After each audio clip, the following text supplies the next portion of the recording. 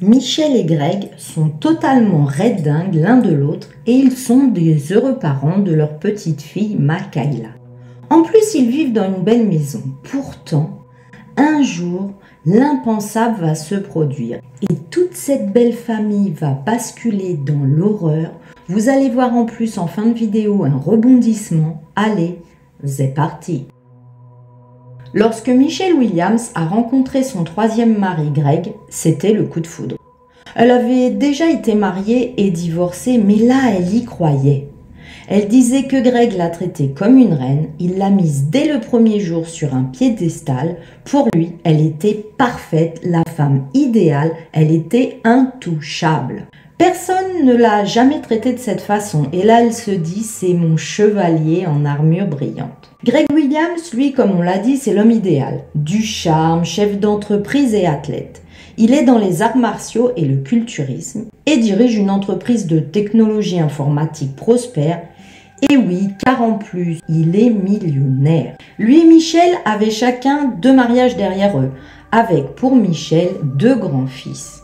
Les deux vont louer une belle maison, que dis-je, une grande maison, un manoir même, avec une magnifique piscine.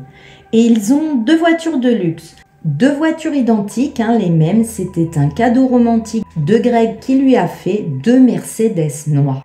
Alors on peut dire aisément que Michel vit un véritable rêve américain, un conte de fées. Et puisque cette histoire d'amour se développe de mieux en mieux, quoi de mieux que de se projeter dans un projet d'amour à 2? Et ils vont avoir une petite fille, Makayla. Plein de bonheur dans cette famille, que d'ailleurs tout le monde considère comme la famille parfaite. Ils incarnent tous les 3 le rêve américain. Et un des fils de Michel dira entre guillemets qu'elle a trouvé la poule aux œufs d'or, Greg, car il a beaucoup d'argent. Et ça plaît à Michel, parce qu'en plus il aime faire la fête, des fêtes totalement démesurées qui peuvent durer 2 jours où l'alcool coule à flot. Et Michelle Williams s'amuse dans ce train de vie. Son mari est extrêmement généreux avec elle. Elle a carte blanche pour toutes ses envies. Elle dépense l'argent de son mari aussi vite qu'il ne pouvait en avoir. Mais il y avait un côté sombre à Greg Williams, selon les fils de Michel. Et oui, en effet, à ces fêtes, il invitait des voyous, des personnes de la mafia locale. Et Greg aimait parfois se battre quand les choses tournaient mal lors de ces soirées. Il y avait donc ce côté sombre de bagarreurs, de buveurs d'alcool et même de personnes extrêmes qui, avec ou sans raison, pouvaient chercher quelqu'un et la situation dérapait rapidement. Un des fils dira même que lors de ces fêtes, vous pouviez voir des gangsters fumer à l'arrière de la maison avec une cigarette dans une main et un pistolet dans l'autre main. Mais le 13 octobre 2011, c'est leur 3e anniversaire de mariage. Un anniversaire sanglant, car le 13 octobre 2011, Greg Williams est décédé tôt le matin dans son manoir de Keller dans la riche banlieue de Fort Worth. La police dit qu'il a été abattu dans la maison et malheureusement donc déclaré mort sur les lieux. Mais que s'est-il passé? Michelle Williams, sa femme, est comme hébétée. Elle ne comprend pas ce qui vient de se passer. En effet, quelques heures avant, elle est dans une vie d'amour, de rêve et elle va passer un véritable cauchemar en quelques secondes. Elle vient de perdre l'homme de sa vie, le père de sa fille, son chéri. Elle explique à la police qu'elle dormait sur le canapé du salon avec sa fille de 4 ans. Lorsqu'elle s'est réveillée à cause d'un bruit fort, à moitié endormie et réveillée, elle tend l'oreille. Puis elle décide de vérifier et se lève du canapé pour voir ce qui l'a réveillée. Quand soudain, trou noir, elle a été assommée par un intrus, a-t-elle dit à la police. Son visage d'ailleurs est meurtri de coups. Elle a une ecchymose sur la joue. C'est bien la preuve de la violence des événements. Elle a été assommée par cet intrus avec une clé à molette qui a aussi servi à taper son mari Greg. Autant vous dire que le quartier est choqué, car c'est un quartier extrêmement aisé, une banlieue chic, et c'est toujours très calme, il n'y a jamais de meurtre ou de problème. Le quartier a peur. Tout le monde a peur, comme je vous l'ai dit, et il regarde le défilé des voitures de police qui se pressent devant chez Greg et Michel. C'est comme si c'était pour eux réel, comme un film à la télévision dans la vraie vie. Ou un gangster, quelqu'un de la mafia, un voyou, aurait peut-être voulu voir Greg 6 pieds sous terre. Car, on le répète encore dans le voisinage, Greg avait un sacré caractère. Et c'est le moment, si tu aimes mes histoires, mes DPAE, mais abonne-toi, c'est gratuit et tu pourras voir plein d'autres histoires. Reprenons. Lorsque les enquêteurs arrivent à la maison des Williams, ils sont tombés sur une scène de crime inhabituelle. Ils ont découvert que les mains de Greg et l'arme avaient été essuyées. Il n'y avait pas d'empreinte digitale. En plus, et encore plus suspect, il n'y avait aucune preuve ADN sur cette scène de crime. L'intrus devrait être pressé de partir, mais pour autant, il a méticuleusement effacé toute trace de son passage, pas d'empreinte, pas d'ADN, pas de cheveux. Quelques heures seulement après la mort par balle de Craig Williams, sa femme Michelle a été amenée au service de police de Keller pour être interrogée. Elle va raconter à nouveau en détail toute cette nuit d'événements horribles. Elle a dit à la police du département, à John McGrew, qu'un mystérieux intrus vêtu de noir et parlant avec un accent très fort de campagnard avait fait irruption dans sa maison.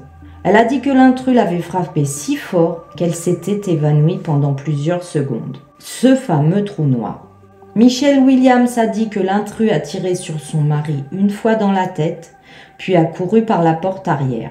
Elle avait une ecchymose sur sa joue à la suite de cette attaque. À l'intérieur de la maison des Williams, les enquêteurs de police ont trouvé une arme à feu. Elle appartenait à Greg.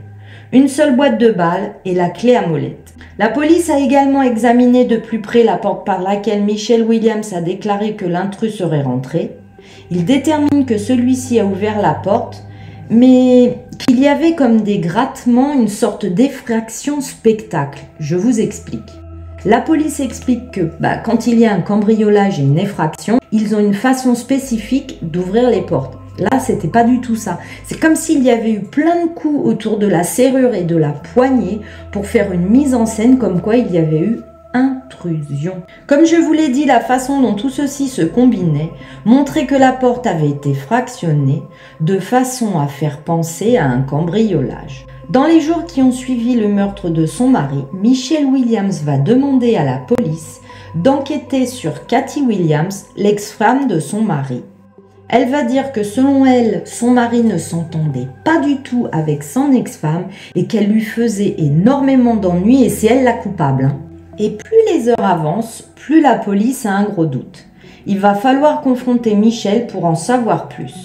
Il décide d'utiliser la technique d'accusation directe pour voir sa réaction. La police lui dit alors que l'histoire d'un intrus n'est pas compatible avec le manque de preuves sur les lieux du crime. Il lui demande comment expliquer qu'un intrus, donc une personne venue de l'extérieur, ne laisse aucun ADN, empreinte ou même des pas dans la cour et le jardin. Ils lui font bien comprendre que tout ceci est impossible, que ces explications ne tiennent pas du tout, mais alors pas du tout la route. Le sergent de police John McGrew fait monter la température sur Michelle et lui demande clairement qu'est-ce qui est arrivé à Greg. Enfin, après que le sergent McGrew lui ait demandé pour la 8e fois, Michelle brise sa carapace et va changer son histoire. Elle affirme maintenant que Greg a mis délibérément fin à ses jours en se tirant dessus avec sa propre arme et que quand elle l'a découvert, elle a voulu protéger sa fille parce que Michelle, elle dit que ce serait trop horrible pour sa fille de savoir que son père a mis fin à ses jours et qu'elle a mis en scène l'intrusion d'un intrus. Pauvre Michelle, elle a fait tout ça par amour pour sa fille. Oui, donc comprenez là que Michelle veut préserver la mémoire de son mari aux yeux de sa fille. Et elle va aller très très loin dans la mise en scène, mais écoutez ça. Michelle Williams a déclaré qu'elle avait gratté autour du cadre de la porte pour le faire ressembler à un cambriolage, une intrusion. Puis qu'elle s'était frappée elle-même violemment au visage avec la clé à molette trouvée sur les lieux du crime, afin qu'elle ait une blessure pour étayer son affirmation selon laquelle il y avait eu un intrus.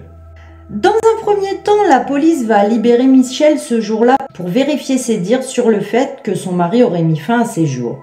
Mais le rapport du médecin légiste a jugé que la mort de Greg était un homicide, affirmant qu'il lui était impossible de tirer à cette distance et donc de mettre fin à ses jours soi-même. Comprenez là que le tir était peut-être à plus de 50 cm, 1 mètre et le Greg il n'a pas les bras extensibles, c'est pas Gogo Gadget, donc c'est impossible, il n'a pas mis fin à ses jours lui-même. Donc, le 3 novembre 2011, le bureau du médecin légiste a officiellement déclaré que la mort de Greg Williams était un homicide. Près de 3 mois après sa mort, Michelle est arrêtée officiellement pour le meurtre de son mari. Michelle Williams a également fait l'objet d'accusations de faux rapports à un policier, d'altération de preuves et de fabrication de preuves physiques. Mais là, vous allez bondir de votre chaise, de votre canapé, écoutez ça. Elle va sortir de prison sous caution 1 semaine plus tard avec un bracelet électronique de cheville, car le procureur Jack Strickland a déclaré qu'ils avaient décidé de conclure un accord avec elle, parce qu'il semblerait que Michelle Williams aurait pu demander un avocat lors de son entretien avec la police et qu'elle ne l'a pas fait, et que les policiers auraient dû insister pour lui dire prenez un avocat pendant l'interrogatoire, et c'est vrai qu'ils ne l'ont pas fait, ils ont pris ses premiers propos à vif. Donc Michelle est libre, et alors donc qu'elle est sous caution, Michelle Williams va se réinventer une vie de A à Z, elle va se donner le nom de Shelby Williams. Et n'oubliez pas, l'affaire n'est pas finie. Là, vous vous dites, c'est elle la coupable. Il va y avoir un rebondissement à la fin de la vidéo. Restez jusqu'au bout. Donc, une nouvelle vie pour Shelby, comme si de rien n'était. En effet, les documents judiciaires montrent que Michelle Shelby Williams aurait trafiqué son bracelet électronique de cheville. Et là, vous n'allez pas le voir venir. Une fois le bracelet enlevé, elle va travailler dans un club de striptease, Shelby Williams stripteaseuse. C'est là qu'elle va commencer à sortir directement avec Gene Wallis quelques jours après la mort de son mari. C'est un homme beaucoup plus jeune qu'elle vient de rencontrer, donc comme je vous l'ai dit, quelques jours, semaines après la mort de son mari. Gene Wallis est un ancien culturiste et un entraîneur personnel, et c'est aussi le meilleur ami de son propre fils à elle. Du coup, son fils, il ne lui parle plus à sa mère. Oui, la mère Michelle, qui n'a pas perdu son chat, sort avec le meilleur ami de son fils, sans complexe, après le meurtre de son mari. Donc son fils ne veut plus que son ami soit son ami, et il ne veut plus parler avec sa mère. Gene Wallis, lui, a fait son choix. C'est Michelle. Il est totalement amoureux d'elle, il est fou d'elle et ça ne le dérange pas d'avoir perdu son meilleur ami. Gene et Michelle vont ouvrir ensemble leur propre entreprise de fitness. Et tandis que Michelle est en liberté provisoire pour le meurtre de son mari, le couple est même apparu dans une vidéo faisant la promotion de leur club de fitness. On peut dire que Gene et Michelle Shelby vivent leur meilleure vie à 100 à l'heure sans aucune retenue ni pudeur. Et c'est à ce moment-là que les deux fils de Michelle vont parler. Lee et son frère cadet Andrew diront à ce moment-là que ça n'avait rien d'étonnant un tel détachement de la part de leur mère. Ils diront que c'était une mère égoïste et qu'elle ne pensait qu'à elle, qu'elle n'a jamais rien fait pour eux et que d'ailleurs elle ne s'occupait pas d'eux. Ils disaient que quand ils étaient petits et qu'ils étaient avec elle, c'était une vie de voyage, d'errance, constamment déplacés dans différents motels et caravanes. À chaque fois que Michelle, leur mère, trouvait un nouvel homme dans sa vie, il n'y avait que lui qui comptait. Ses enfants diront qu'ils n'ont jamais été une priorité pour Michelle dans sa vie. La priorité, c'était les hommes et ce qu'elle pouvait obtenir d'eux. Enfin, le procès arrive. Et là encore, stupeur. Michelle Williams va dire au tribunal qu'elle est enceinte de jumeaux. Elle sera finalement condamnée à 18 ans de prison. On apprendra que lors du procès, Michelle avait prévu de faire porter le chapeau, donc comme je vous l'avais dit, à l'ex-femme de son mari, avec un gros plan, mais vous allez voir tout ce qu'elle avait prévu. Elle avait demandé à l'un de ses fils de porter un pull, de tirer au pistolet sur son mari, pour que les résidus soient sur ce fameux pull et que son fils glisse le pull dans la voiture de l'ex-femme de son mari. Heureusement, ce ne fut pas le cas pour ce plan. O'Brien le fils a témoigné qu'ils étaient alors censés donc utiliser un téléphone public pour appeler le 911 et laisser le pull dans la voiture et faire donc un descriptif anonyme à la police. Mais tout ceci était tombé à l'eau, elle avait dû faire autrement. Elle dira à un journal qu'elle avait accepté l'accord de plaidoyer afin de pouvoir être libérée plus tôt de prison et qu'elle était confiante qu'elle ferait une demande de libération conditionnelle à la première occasion. Elle ne compte pas rester 18 ans en prison. Un juge a ensuite révoqué le plaidoyer et lui a ordonné d'aller à un procès pour le meurtre de Greg Williams, jugé correctement. Son fils d'ailleurs, Andrew O'Brien, témoignera lors de ce jugement et dira de quelle façon sa mère avait fait pression pour tirer sur son mari et qu'il avait refusé. Après avoir délibéré pendant 7 heures, les jurés l'ont reconnu coupable de meurtre et d'un chef d'accusation de falsification des preuves et elle recevra une peine de 60 ans de prison, donc vu son âge, on peut quasiment dire que perpète, c'est perpète. De toute façon, ses fils diront que pour eux, ils considèrent que leur mère est morte. Et là, vous n'êtes pas prêts comme je vous l'avais dit pour la suite, car je vais vous raconter des trucs complètement dingues, écoutez ça. Michelle Williams est donc jugée pour le meurtre de son mari, mais ce n'est pas la seule mort mystérieuse dans cette histoire. Une enquête a révélé de sérieuses questions concernant la mort en 2010 de Brian Fletcher, le beau-frère de Michelle. Il y avait une confusion sur l'affaire et tout ceci s'ajoute au fait que Michelle Williams a le même prénom que la femme de cet autre mort, Brian Fletcher. Elle s'appelle Michelle Fletcher. Il y a donc 2 Michelle dans la famille. Michelle Williams et Michelle Fletcher dans la même famille et toutes les deux leur mari a été tué par balle. En effet, il était presque 17 heures et Michelle Fletcher, l'autre femme, n'avait plus de nouvelles de son mari. Selon le bureau du shérif du comté d'Ellis, Brian est mort d'une blessure par balle auto-infligée à l'intérieur de son camion de travail. Michelle Williams, la première femme de notre histoire, a immédiatement orienté l'enquête vers un suicide, informant la police que Brian Fletcher avait déjà essayé de mettre fin à ses jours en ingérant des pilules. Un récit que sa femme conteste immédiatement, il n'avait pas du tout envie de mettre fin à ses jours. Mais qu'est-ce que c'est encore que cette manigouille avec Michelle Williams?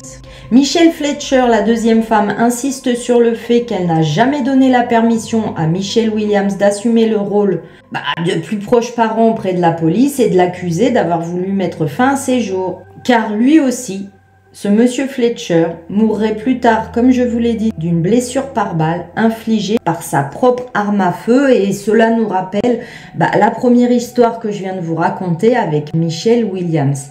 Mais y a-t-il une corrélation? Est-ce que Michelle est encore embringuée dans cette histoire? Bien avant la mort de son mari et de son frère dans des circonstances mystérieuses, Michelle Fletcher avait des doutes au sujet de Michelle Williams, la troisième femme de Greg. Il disait que Greg se faisait manipuler pour elle, qu'il était totalement fou amoureux, omnibulé par elle. Certains pensent que c'est Michelle Williams qui aurait tué les 2 hommes, mais pour son beau-frère, il n'y a pas de preuves ni d'enquête allant dans ce sens. Puis le rapport final de la police prononcera affaire fermée, dit que Brian, la victime, a utilisé sa main droite pour se tirer une balle dans l'œil droit. Eh bien, écoutez ça, Brian est gaucher et à 99,9%, un gaucher ne va pas prendre sa main droite pour se tirer une balle. Je pose ça là. Donc, en probabilité, c'est impossible. Michelle, sa femme, au bout de 3 ans, a eu les photos de la scène de crime et elle est encore plus convaincue que c'est un meurtre. Maintenant que Michelle Williams a été exposée comme une manipulatrice capable du meurtre de son mari, la belle-sœur Michelle Fletcher espère que le comté d'Ellis rouvrira l'enquête sur la mort de son mari et prouvera que son mari n'a pas mis fin à ses jours dans son camion, mais que c'est bel et bien là une histoire de meurtre. Voilà, cette horrible et bizarre histoire de meurtre du beau-frère et du frère est terminée. Déjà, dis-moi si tu les connaissais et dis-moi si tu ne trouves pas ça, mais alors complètement dingue, que dans une histoire déjà, il y a une femme qui apparemment est attirée par l'argent au dire de ses 2 fils, qui a tué son mari, elle s'appelle Michel, et que dans la même famille, il y a le beau-frère qui va mourir. Et on pense encore que c'est cette Michel. Et alors moi, ce qui me rend encore plus dingue, c'est que là, la police, elle n'est pas au taquet du taquet pour la deuxième histoire. Eux, ils ont dit qu'il a mis fin à ses jours. Basta così. Le dossier, il est fermé. Dis-moi déjà ce que tu penses de tout ça. Et moi, je ne sais plus quoi dire de ces méchantes femmes. Là, d'ailleurs, ça me fait penser à l'histoire de Laurie Wallo qui a tué tous ses enfants, belle-sœur, beau-frère, etc. Je te mets le lien ici si tu ne l'as pas vu. Je n'en peux plus de ces mauvaises femmes, de ces méchantes femmes. Elles m'épuisent. Je suis comme une épuisette.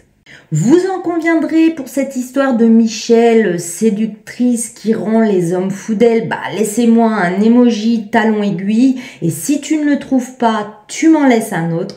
Je voulais encore vous remercier pour tous vos commentaires sur mes vidéos parce que ça m'aide énormément pour l'algorithme et pour vos abonnements et bienvenue aux nouveaux venus. Et si tu ne l'as pas fait, mais qu'est-ce que tu attends? Abonne-toi, c'est gratuit et c'est ce qui m'aide vraiment dans mon travail et qui me soutient. Si je te manque entre 2 vidéos, tu peux en regarder une dizaine, une vingtaine d'autres et tu peux me retrouver sur Cécile Story One, mon Instagram où je partage des photos de moi tous les jours. Il y a aussi la boutique où il y a le t-shirt, les casquettes, les mugs, les nounours, les tabliers, des sacs, etc. Tu as juste à aller sur le lien sous ma vidéo, tu cliques dessus et tu peux faire tes achats. Si tu fais ta sieste et que tu entends un bruit, mais j'espère que tu as fermé la porte d'entrée, la porte de ta chambre et de ton salon. Et sinon, pense à regarder derrière toi. D'ici la prochaine fois mes zignes, mais prenez bien soin de vous. Faites tourner les ventilos et quand tu es dehors, mais marche à l'ombre. Bye bye.